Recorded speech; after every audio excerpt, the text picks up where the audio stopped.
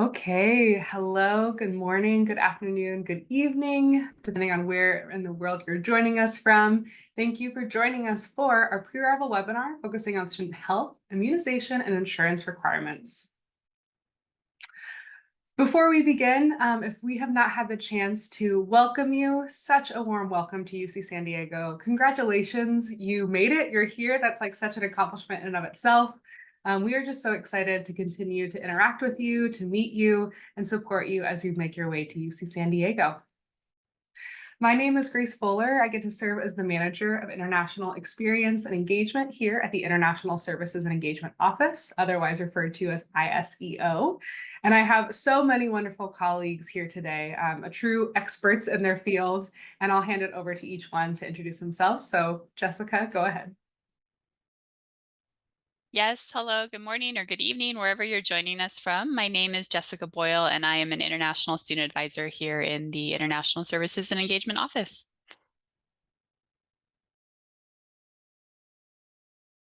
Hello, everyone. My name is Shauna Slaviota.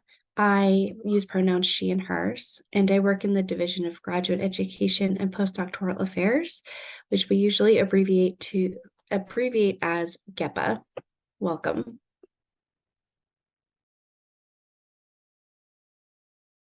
Greetings, my name is Jill Batika, and I'm the Billing and Insurance Manager, and I'm going to talk to you about the health insurance requirements this morning. Hi everybody, my name is Annie Horton. I'm the Director of Nursing at Student Health Services, and I'm going to talk about all of our health requirements. Wonderful. So a little bit of housekeeping before we begin. Here's a snapshot of how we're going to spend our time together today. So we do have some reminders, then we'll go over student health services. There's so many different services here to support you as a student. We'll talk a little bit more in detail about UCSHIP, or the UC Student Health Insurance Plan. You've probably heard that acronym already. Then we'll go into more detail about some of the immunization requirements, ending with our upcoming webinars and additional resources. And as always, we will have time dedicated at the end of today's webinar for open question and answer. So you can submit questions throughout today's webinar, but know that there will be a dedicated time. Some friendly reminders: you are in listen only mode, which means you can hear us, but unfortunately we can't hear you. So the main way we will interact together today is through that Q&A feature. If for some reason we aren't able to get to your question today, you can always contact us via icontact.ucsd.edu.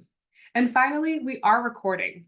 So this webinar recording, as well as every previous pre-arrival webinar recording, will be posted at inewstudentwebinars.ucsd.edu. That is also the same place that you can register for upcoming webinars. So it's a great vanity URL, inewstudentwebinars.ucsd.edu. Great thing to keep in mind for some of that relevant information. Okay, so this is just a friendly reminder of what that Q&A feature might look like. And with that, I'll hand it over to Shauna to talk a little bit about some reminders from graduate admissions. Thank you. Thank you, Grace. I'm just going to speak really quickly, just some quick reminders from our graduate admissions team. Please be sure to log into your applicant portal to view any to-do items that may be listed there. In particular, want to pay attention to the Statement of Legal Residence form. This is not required for all programs, but if it is a requirement for you, please make sure that you are submitting that form on time. Something else that I feel like I should mention is be sure to complete your decision reply form. So sometimes people have decided that they want to come to UC San Diego for their graduate study, but if you don't submit the decision form, we don't know to start to create logins for you, email addresses, all that good stuff. So please be sure to take care of all your pending to-do items. Just want to mention, most students at this time are provisionally admitted. This just means that you have official transcripts or test scores that you need to submit to our office. So please, again, take note of the pending admissions document section. And if you have questions on any of these items, please contact our grad admissions team and they will be able to help you out. Going to move on to look at, this is a screenshot of the application portal. So just want to be clear on what you'll be seeing when you log in. On the left-hand side is where any forms that are required would be shown, as well as any pending admissions documents that would be below there. And then I want to highlight in the lower right-hand corner, there are a list of links there that are also going to show items that you do need to take care of as an admitted student. So please be sure to, again, log into your portal, make sure everything is taken care of, and there's plenty of information here for newly admitted students. Thank you. Thank you, Shauna. Okay, and from our office, ISEO, we have hopefully made it as easy as possible. So iNew Student Webinars, the other important website to remember is inewstudent.ucsd.edu. This will kind of break down the steps you need to take as a newly admitted international student.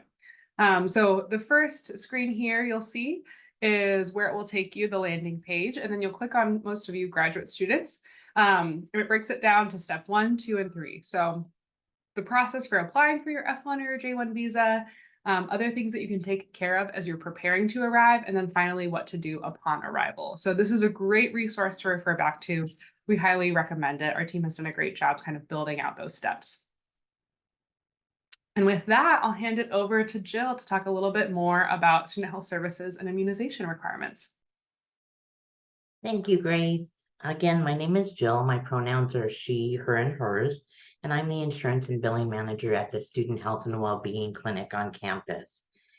Today, I'm hoping to provide you with some helpful information about the health insurance requirement and how to avoid it if you need to, and give you some contact information about our student health clinic. So let's start by, what is SHIP? It's an acronym that stands for Student Health Insurance Plan.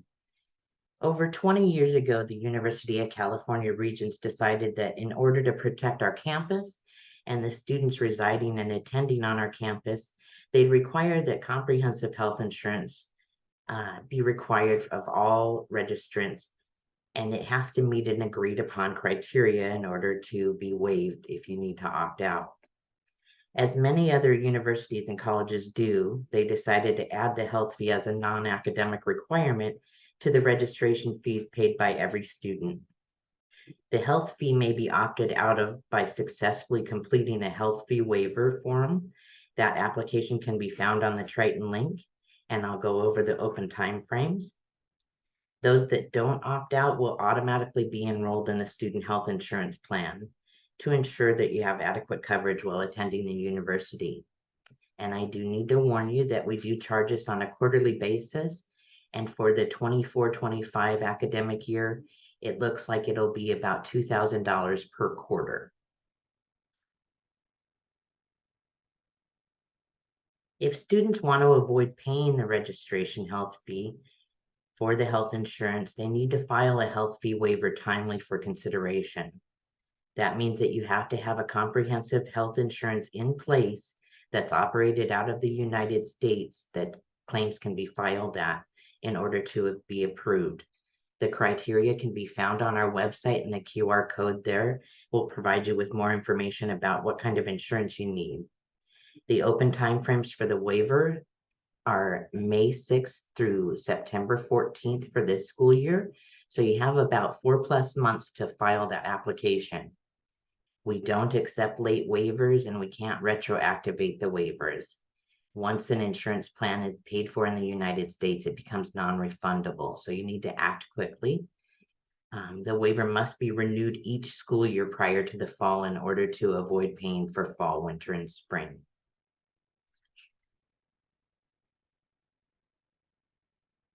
So the insurance through the school is expensive, and we know that.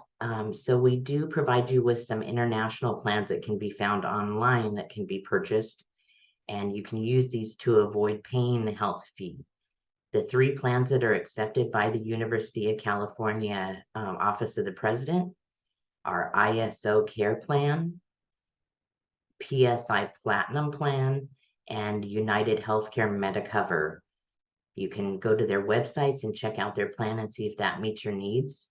Otherwise, you'll be automatically enrolled in the student health insurance plan, and that will be effective as of September 23rd for this school year coming up.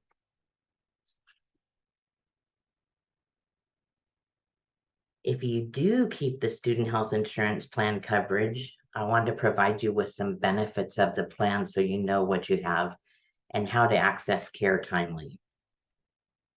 This is a list of our QR codes that will go directly to our website that will give you more information about the health plan benefits for UCSHIP, what our student health clinic can provide to you, the waiver, how to opt out of the health insurance requirement, and then also our raft offering, which is a $70 prepaid membership to come to the student health clinic to have scheduled appointments, lab services, and x-rays under that $70 prepayment if you decide to waive the student health insurance plan. And Grace is providing with some great links right to our website as well in the chat. So all students are welcome to come to the student health and wellness clinic or well-being clinic on campus.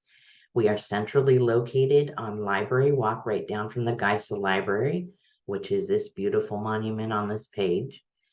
We're right across from a Target and also across from our Price Center eateries. If you could flip the slide, Grace, thank you. There's a QR code there that'll take you to our student health, and that'll provide you with resumes of our providers. We have doctors, nurse practitioners, registered nurses. We have a full laboratory and x-ray unit. We have a pharmacy where you can pick up prescriptions or buy over-the-counter medicine at a very reduced price. And these services are available to all students. It just all depends if you keep the student health insurance plan or if you waive it. If you do come to the student health if you come to the student health and well-being clinic and you keep the SHIP insurance, you won't pay anything out of pocket except for prescription copays. If you waive the insurance and you keep your own insurance, we don't hold insurance contracts, so you'll have to pay as you go and then seek reimbursement from your home insurance that you've waived with. And we'll provide you with all of the necessary receipts and documents that you would need to successfully be reimbursed. If you waive out and you decide to pick up a raft and you pay that $70 prepaid membership, then we'll allow you to have as many scheduled appointments, x-rays, and lab services at student health during that quarter that you've already paid for under that $70. And if you want to look at the fee-for-service rate, that's a really good deal because usually a primary care physician evaluation can run from $89 to $159 each time you see a provider. So if you pay the $70, you have as many of those as you want under that $70 payment. We schedule appointments by phone and also through MYSTUDENTCHART. If you want to log in and send messages back and forth to providers, you can do it there as well. We're open Monday through Friday. Mondays, we're open 8 to 6, little extension, so that those students that are in professional school can come over after they're done with their learning. Tuesdays and Wednesdays and Fridays, we're open from 8 to 4 p.m. And Thursdays, we open a little bit later, 9, and we close at 4. And we're open all year round during breaks. So you have that opportunity to come see us. If we aren't here, then you can contact our after-hours nurse at the phone number given. A registered nurse will answer and provide you with some medical advice as to if you need to go to an urgent care facility or an emergency room, or if you can wait until the next day when you can schedule an appointment and see one of the providers. If you can't schedule an appointment, we do have an urgent care that's available, and that's just an added $20 copay to come through the urgent care. And again, all students of UC are welcome.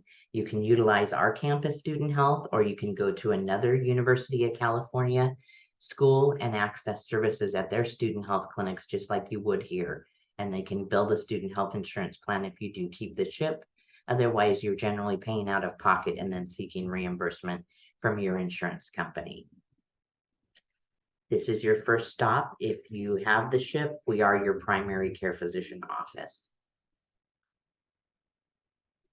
In order to achieve an insurance card, you're going to download the Sydney app to your phone, and this will work after you're eligible with the plan. So you'd have to wait until September to try this out. But you'll load the Sydney app to your phone, and this will allow you to provide your student identification number, your date of birth, and your name. It'll bring up a copy of your insurance card front and back. It'll allow you a provision to communicate with the insurance company, Anthem Blue Cross. And it will also allow you to look up providers that are in the area that you can go see on a specialty level once you've received a referral from one of our primary care physicians. They'll also allow you to look at claims to see if they've been processed appropriately. Under the plan, students on SHIP receive a referral to a specialist if they need to go see like an allergist or a dermatologist. We're primary care, we'll write you a referral to go see that specialty level. And generally, we're going to refer you to the UC San Diego Health System, which is within walking distance of our campus or a short shuttle ride away. We have over 300 specialists at UCSD Health, and we will send the referrals over to them through our electronic medical record, where you can easily schedule an appointment through MyStudentChart or contacting the clinic. It's a $10 copay to see a specialist under the UCSD Health providers. If you go see them for a diagnostic or a hospital-based service, it's covered at 90%. You pay a 10% coinsurance, and there's no deductible under the UC providers. And again, that can be used statewide, not just at the UCSD Health. It could be used at the UC Los Angeles medical centers, UC San Francisco medical centers. So throughout the state of California at a UC facility, you'll exercise those benefits. Under the second tier of benefits, if you're not seeking care through a UC provider, you can go through the Anthem network of providers. You can look it up on your Sydney app, put in your zip code. They can find you an allergist in the area. You can contact them by phone once you have a referral from us and schedule an appointment. It's a $30 copay to see a provider under this tier of benefits. And if you use the Anthem network for diagnostic services or hospital-based medicine, it's covered at 80%, leaving you with a $20 coinsurance, 20% coinsurance, and there is a $500 deductible. So a $500 deductible means you pay the first $500 of the bill, and then the insurance will kick in at 80%, but you still have a 20% coinsurance to pay. Under the third tier of benefits, it's out of network, and we highly discourage this because there is a $1,000 deductible that needs to be met. So you're going to pay the first $1,000 of the bill, and then services are covered at 60%, leaving you with 40% coinsurance, which can be a big financial burden when there are providers available through the UC system or through Anthem that you could use. So these benefits are available to every SHIP member. And once you have a referral from the primary care physician, you can utilize them to your discretion. As part of the insurance, the health insurance does include a supplemental plan for dental and vision. Dental will go through Delta Dental PPO, which is a big insurance company for dental in the United States. They have generally about 80% of the dentists in the United States are providers under the Delta Dental plan. You'd want to contact Delta Dental, give them your zip code. They'll give you a list of the dentists in your area, and you can call one of them and schedule an appointment. You don't need a referral before going to see a dentist. The insurance will give you $1,000 worth of curative services. That means it'll pay for services that are like cleaning, x-rays, fillings, root canals, tooth extraction. It won't pay for whitening or any cosmetic services, and it doesn't pay for orthodontia, so it doesn't pay for braces, but it will pay for those services that you've been looking for any kind of pain that you're having. You just contact the dentist, schedule an appointment, go see them, and provide your insurance information, and they'll be able to bill them directly.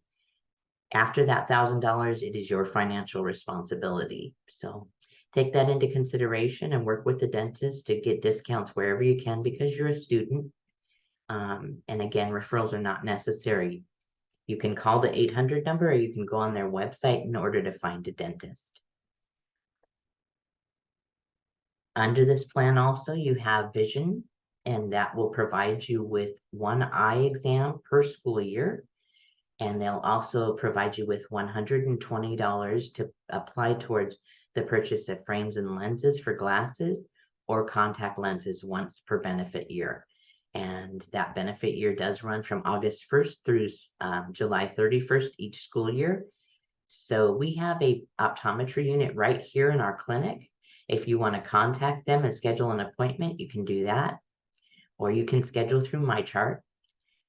Also, if you want to find a vision provider outside of the campus, you would call Anthem iMed at this phone number given, provide your zip code, and they'll give you a list of the participating optometrists in the area. Schedule an appointment with them and provide your insurance so that it can be billed successfully. There is no referral required from the primary care physician here for this service. So dental and vision are direct access. You don't need a referral for emergency room or urgent care, but you do need referrals for specialty care and diagnostic measures.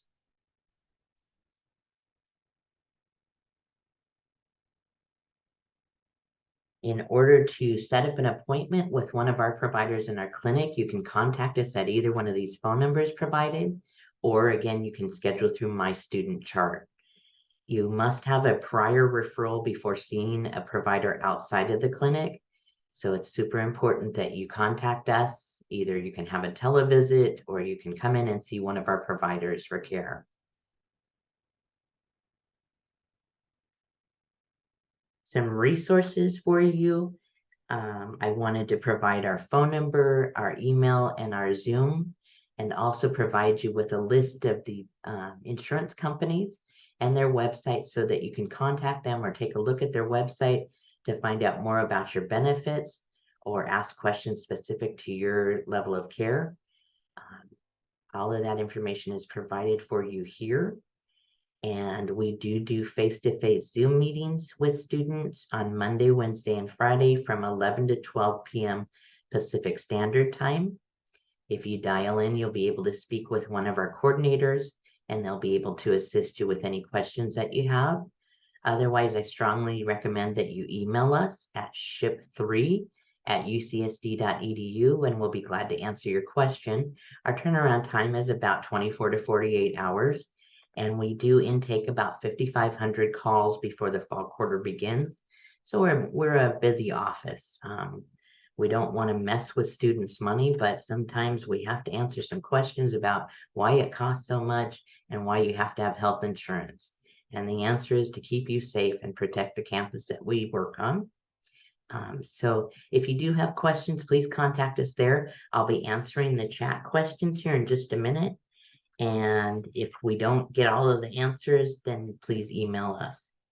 And our website is provided there, our email and our phone number. If you do have any further questions, let us know. We'll be glad to help you out. And if I see you around campus, please wave and say hello. We have a beautiful place here and I know you'll love it. Thank you for your time this morning, and I'll get to your questions.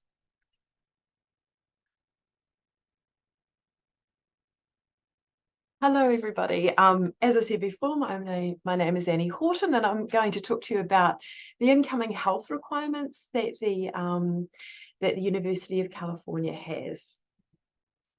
So I'm just going to start with the why, because it's always helpful to know, is that we're really here to try and prevent as many communicable diseases and outbreaks from occurring on campus. This happens from time to time around the world. We see upsurges of various illnesses like measles, mumps, obviously COVID-19. And so all of our vaccinations and TB testing is aimed at illnesses that are easily spread through respiratory or airborne means. And so we really want you to be as protected as possible to prevent interruptions in your academics as much as we possibly can.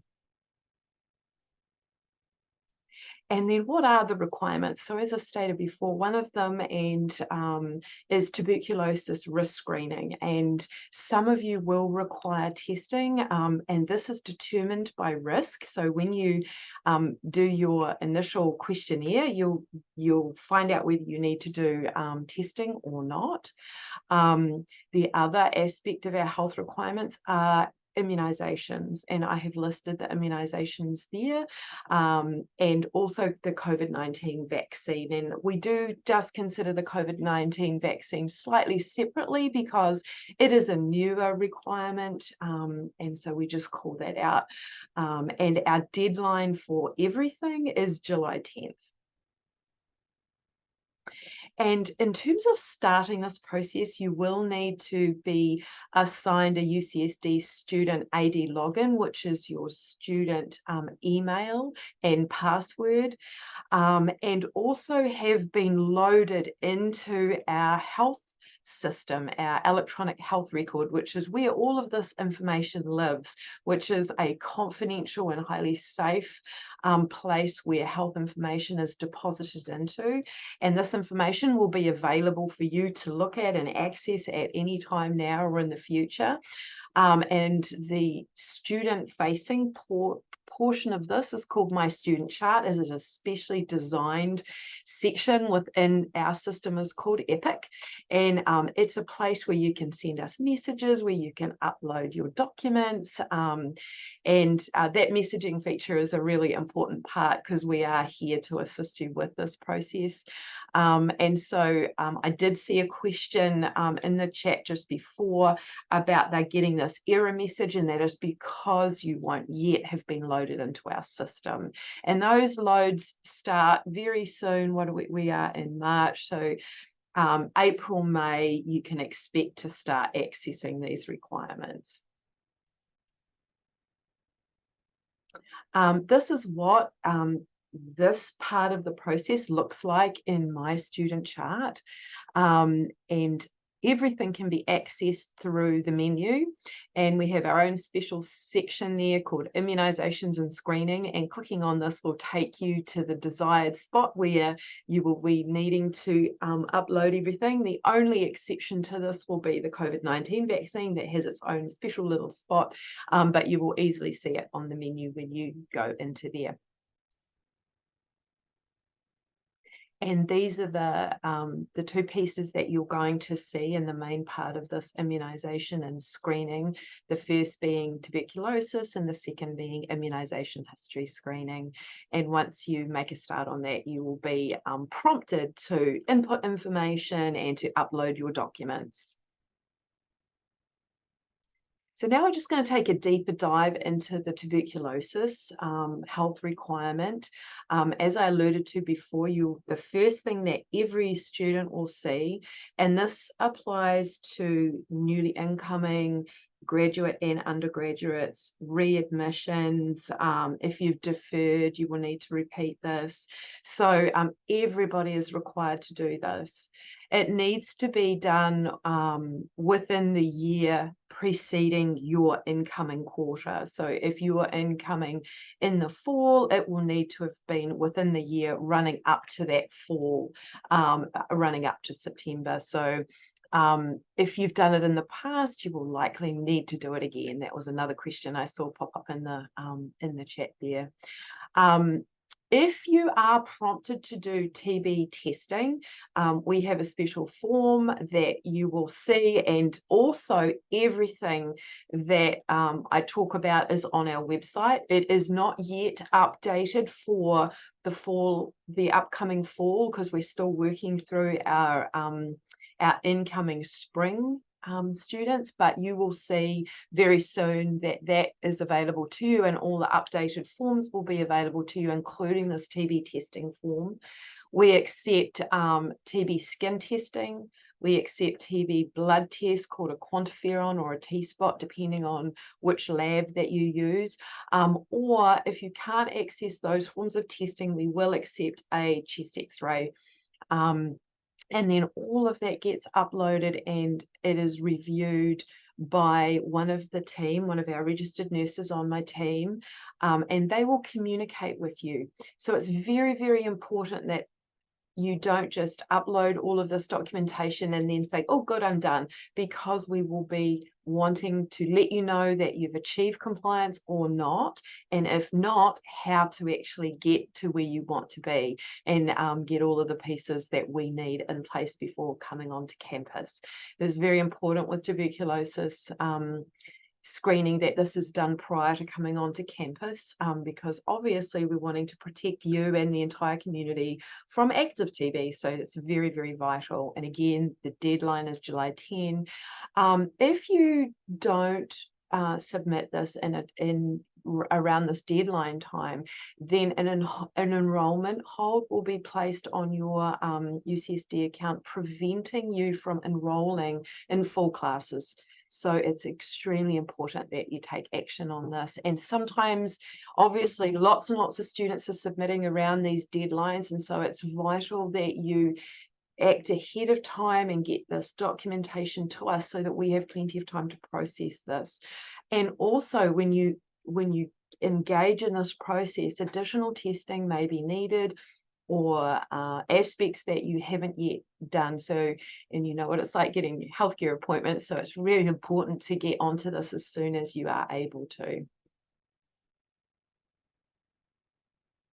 The next piece is our immunization requirements. And so you'll really want to start even before you can access your electronic health record to initiate this process. You can be starting to get hold of all of your old vaccine records.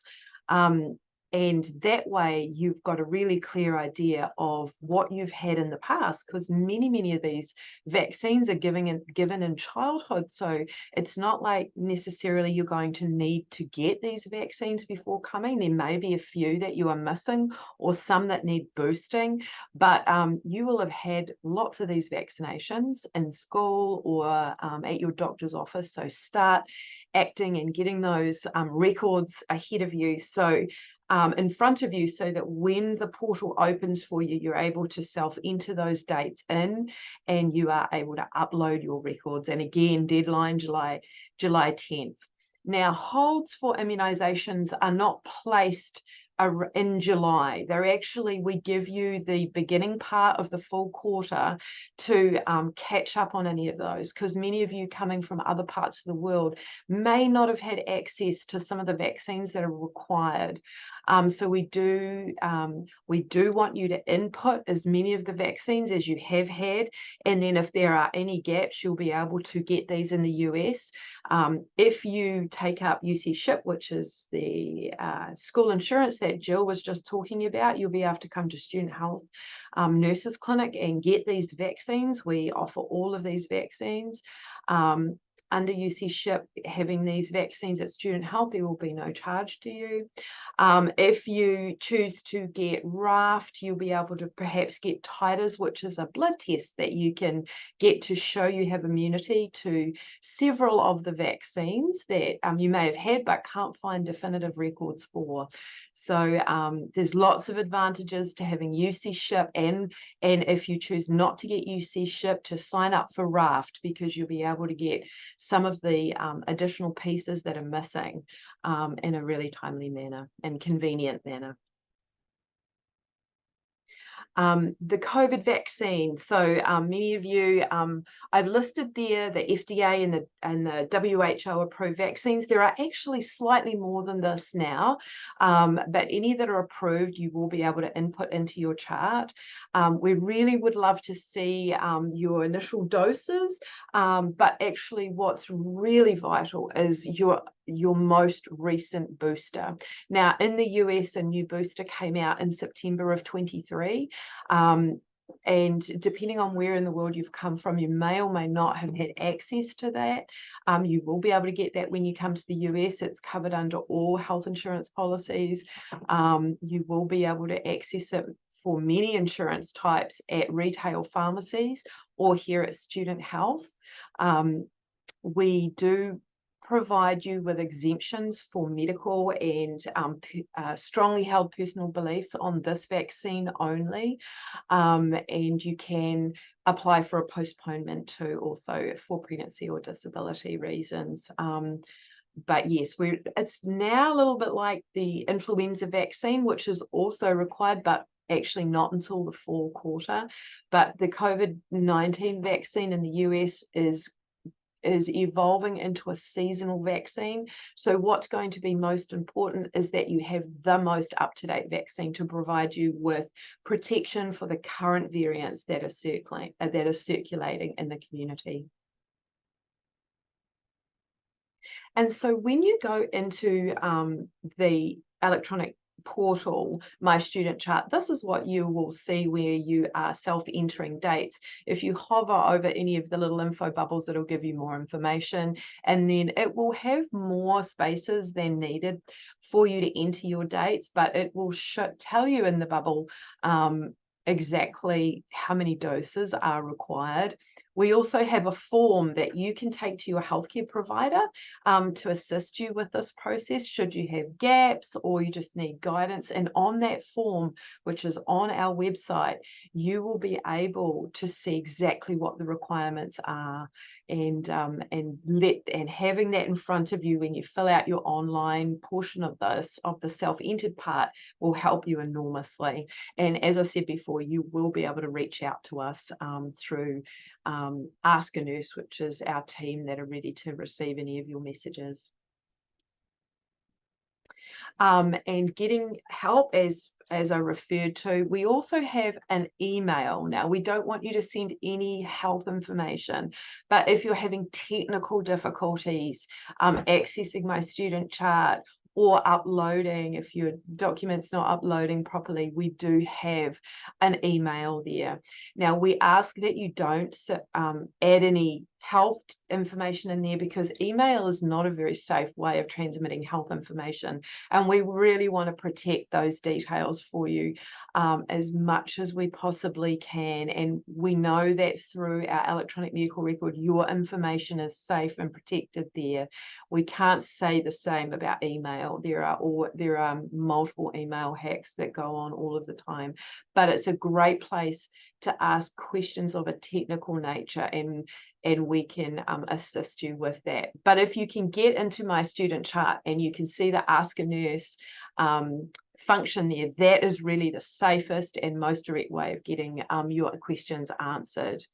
As I said before, the Student Health website is full of information. We run a series of webinars starting in June. So if you would like more information on this process, or as you go on, you can join the webinar. We'll be sending out invitations to all incoming students through email, so keep an eye out for that. And we will be able to answer many, many questions on that webinar, but those webinars are recorded and placed on our website as well. And I know Jill's team also does webinars too, so keep an eye out for those too. The graduate division website that Shana talked about has links to our website and information there, so that's another great place. And as I said, please don't just submit and then never return again to your My Student Chart, because we will be communicating with you and supporting you. And also I send out lots of reminders. So I know that there's a lot to do when you're an incoming student. And so I send out reminders as we get closer to those deadlines and hold placement dates. And so if you haven't activated your My Student Chart, or you're not going back there to check for messages, you might miss those reminders. So it's a really great place. Set up alerts. The first thing you should do when you go to My Student Chart and set your account up is set yourself up for alerts, so that you're text or sent an email whenever there's a message that's been sent. That way you're not going to risk anything. And just the last and very important message is that please start this process as early as possible. Even at the moment, though you don't have access perhaps to My Student Chart, please go to our website and start taking a look at what you're going to need and the types of vaccinations that you need, and that way you'll be ahead of the game once we load all of your details into our system. And then this is just a photo of many of our team, nursing team and our medical assistant team.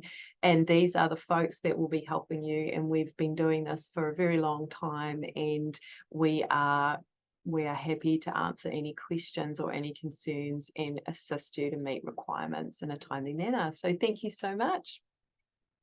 Thank you, Annie. All right, so a few closing out slides before we get to our question and answer. So you can already take a peek of what's happening on our campus via ievents.ucsd.edu. And if you're curious about any one of our programs, you can go to iprograms.ucsd.edu. It'll include a brief description of some of the things that you can participate in once you arrive. But one of the programs that you can actually participate in before you arrive is our Grad Pals program. So that is a peer mentorship program matching incoming international graduate students with current international graduate students at UC San Diego. And so you can go ahead and sign up for Grad Pals. I'll put the link in the chat, but if you go to iPrograms, you'll be able to find it that way as well. We are very active on social media, so feel free to follow along and you'll get updates of all the different things that we have coming online. And some final reminders. So there are a few things you can start doing right now. So if you're interested in living on-campus housing, you can begin applying for on-campus housing as soon as you accept your offer of admittance. Additionally, you can already begin requesting your visa documents. So we have had previous pre-arrival webinars about applying for a US visa, as well as housing, including on-campus housing, off-campus housing, etc. Feel free to reference those webinars for more information. May 1st is our deadline if you are starting your graduate program prior to August 1st to request visa documents. So go to iPortal to request those documents, but iNewStudent has information on the steps you'll need to complete. As Annie mentioned, July 10th is the deadline for many of your health immunization requirements. So please be sure to complete those requirements to avoid getting a hold on your account, as well as completing some required trainings as well. And September is when lots of exciting things happen. So we have tuition, move-in, check-in, many of our international orientations, as well as including new international student orientation. So specifically, that is for our fall 2024 start students. Some of you are summer start students, so that might look a little bit different on your end. But for those of us who will join us in fall, September will be an exciting month. Okay, so we have a few upcoming webinars that I want to call attention to. So on March 28th, this Thursday, we'll talk a little bit about graduate student funding. On April 2nd, we'll have English language requirements and requirements for becoming a teaching assistant. On April 4th, we'll talk about student life and how to get involved. On May 2nd, finances and student accounts. On May 3rd, transferring your CVIS record. So if you have studied at a U.S. institution and would like to transfer your CVIS record to UC San Diego. And then on May 9th, campus safety. As I previously mentioned, all webinars will be recorded and posted at idstudentwebinars.ucsd.edu. We do ask for at least a week of turnaround time for our team to be able to edit those webinars, post them to our YouTube channel, etc. But that's a place where you can access previous webinar recordings as well as sign up for upcoming webinars. Okay, so I know the chat has been very busy and active, our Q&A. So there's a lot of exciting content that's been answered. But let me open it up to my co-presenters first. Are there any common questions that you're seeing come through the Q&A that you would like to verbally highlight for the benefit of the group? Yes. Take it away. More fun than mine. But there is a question about if the insurance covers students when they're traveling outside of the United States. And the question is yes. You would access care, and then when you're back in the United States, you would file a reimbursement claim, and that's generally covered at 60%, but it does cover you globally.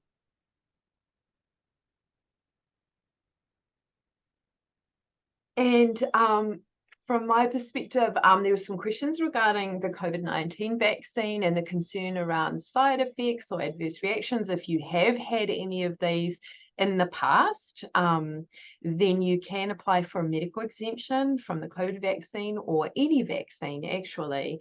And that is reviewed by our medical directors and then we would discontinue that requirement for you. So please know that you can do that if needed. And that's not just COVID vaccine, that's any vaccine. If you have documented medical reasons why you shouldn't receive that, there are forms on our website for medical exemptions. So please, absolutely.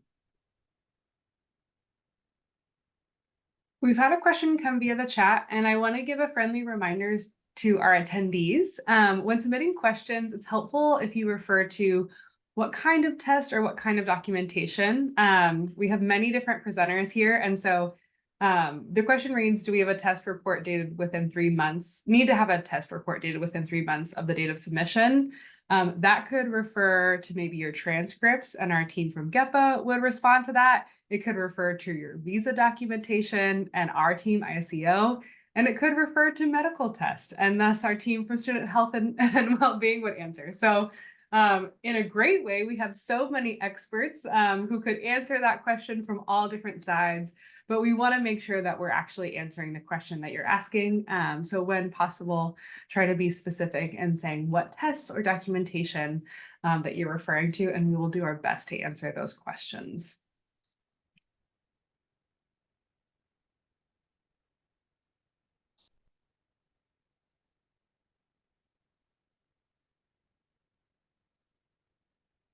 Yes, so I see a question coming through about when will the Grad Pals program begin? So you can expect to hear at least a response to your submission starting in April. Our Grad Pals program coordinator is actually back home in his home country this month, and so he'll be returning in April, and we start matching our incoming students, such as yourselves, our mentees, with our current students. As you can imagine, we have lots of interest in our Grad Pals program, so we do take like the spring quarter into summer to match all of our participants, and then you hopefully will be communicating with your mentor over the summer, but you should receive a response in April. Okay, Annie, we have another question that's come through the Q&A. So I've had a few vaccinations done when I was a child. Should I revaccinate?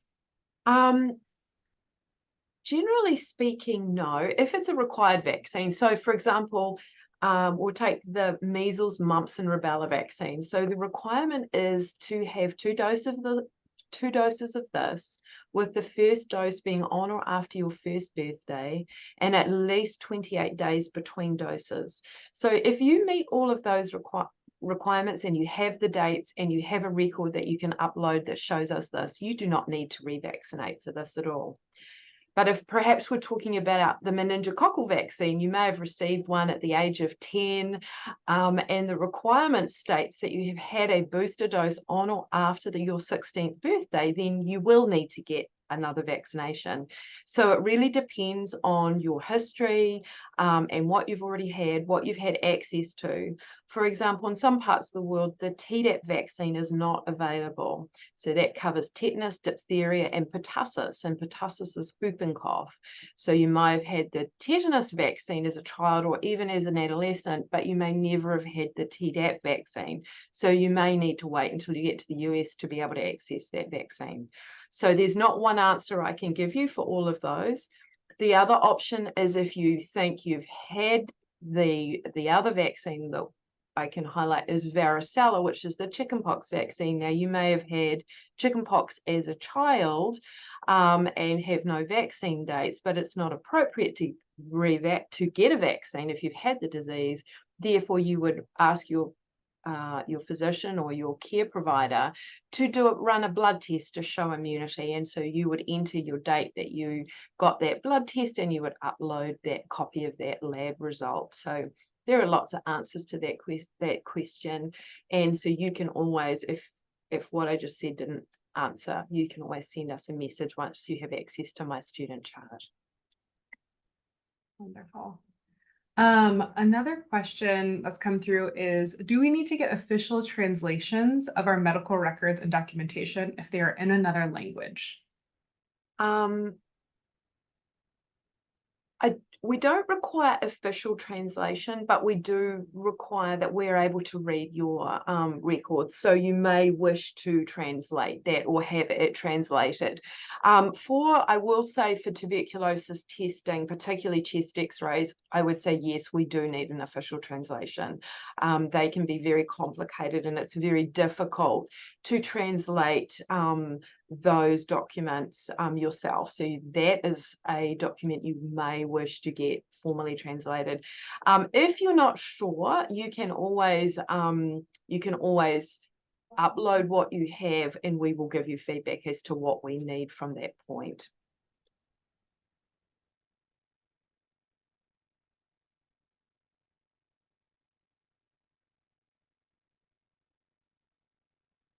There's a question about summer coverage for those students that are starting a little earlier than fall.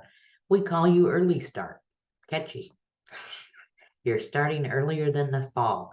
So your program will communicate with my offices and we will sell you the insurance over the summertime so that you can have coverage as soon as you arrive in the United States. And that will last until the first day of fall, and then you would fall under the regular registration insurance per quarter, and that will continue to cover you year-round. The spring registration does include the summer. During the summer, there aren't any any registration fees.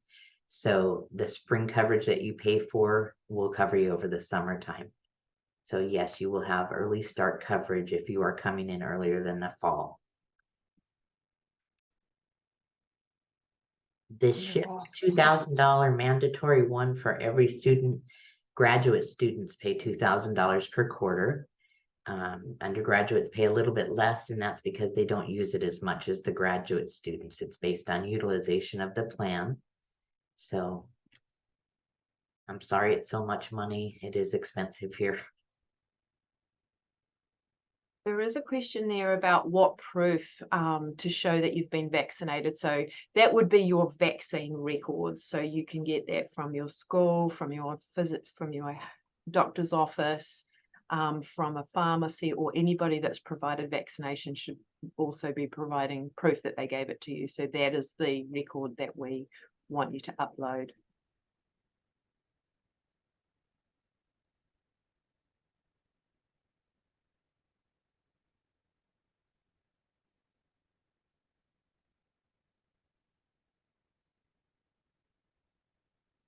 There is a question in the chat about if there's a platform where we can connect with other international students who've been offered admission to UC San Diego.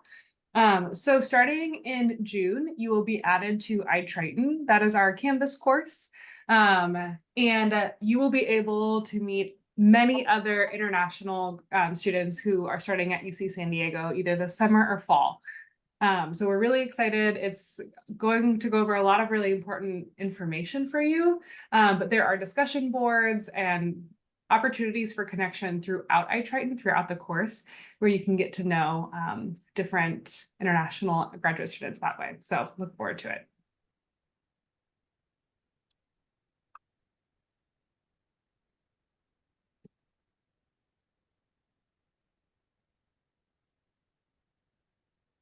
There is a question there regarding the COVID-19, not a booster, but a new updated version.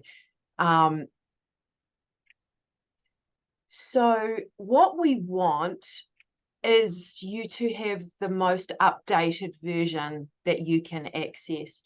So, and like I said, it's going to be more now like an influenza vaccine, where every early fall, there will be a new updated version available. We've moved away from calling them booster doses because they are going to be brand new, and really we just want you to have the most updated, because the initial doses you received, now you will have minimal protection from those. So a more current booster is really what we're looking for. A more current updated dose, sorry.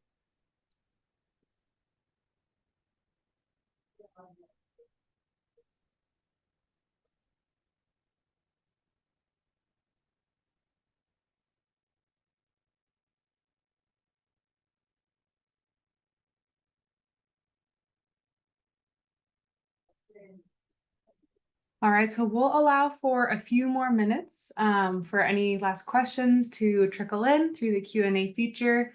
But do know that you have access to our offices starting now and kind of throughout your time here. So we have listed contact information throughout the presentation, but if my co-presenters wouldn't mind sharing any relevant contact information in the chat as a final reminder for our students in attendance today. We're so excited that you are joining us, whether it be this summer or in the fall. And we know that there's a lot to do, but we hope that we are connecting you with the relevant information, the relevant people, so that you can feel supported as you take those items off your checklist. So thank you so much for joining us today. I see that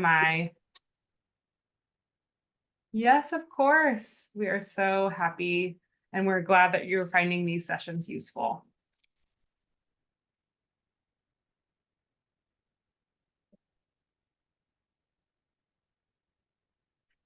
And as a reminder, yes, my student chart, you should get access, Annie, if I'm correct, in April or May. So we know that many of you are really eager to start accessing my student chart. So hopefully soon here, this next month or so, you'll be able to access that.